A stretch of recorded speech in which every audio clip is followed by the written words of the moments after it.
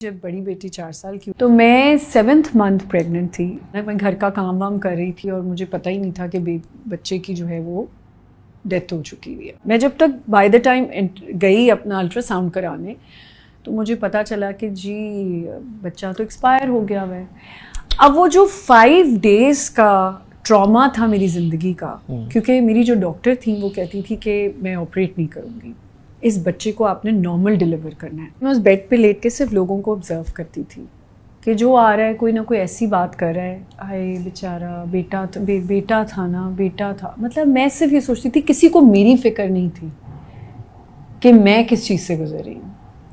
ایک ہی بات جو آتا تھا اندر، بس وہ اس نے خیال نہیں کیا ہوگا. مطلب میں کیسے خیال نہیں کر سکتی؟ میں ماں ہوں اور میں بیبی بیئرنگ کر رہی ہوں، میں نے اس کو اپنے بیئر کیا ہوا ہے.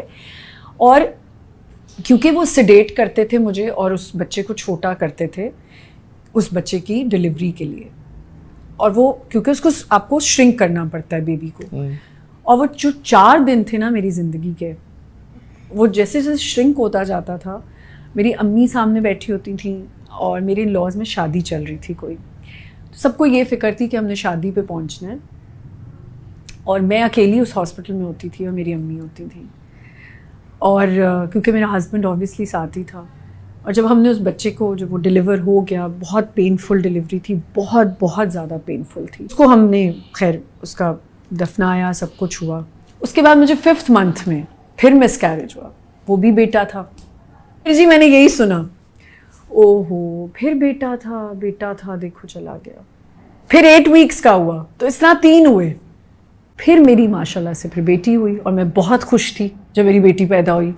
اور وہ میری جب الٹرا ساؤنڈ لوگوں کو پتہ چلا تو ایک ٹینشن ہو گئی، او ہو کوئی میریکل ہو جائے، یہ بیٹی نہ بیٹا بن جائے. اور میں کہتی تھی مطلب میں اتنی تکلیف سے گزری ہوں اور اللہ مجھے دوسری اولاد دے رہا ہے، اور اس پہ بھی لوگوں کو یہ ہے کہ ان لاز میں یہ بات ہوتی تھی کہ وہ میریکل ہو جائے. آج بھی ہم یہ سوچتے ہیں کہ بیٹا بیٹی میں فرق ہے، اور بیٹا ہوگا تو بڑی بات ہے، بیٹی ہوگی تو نہیں.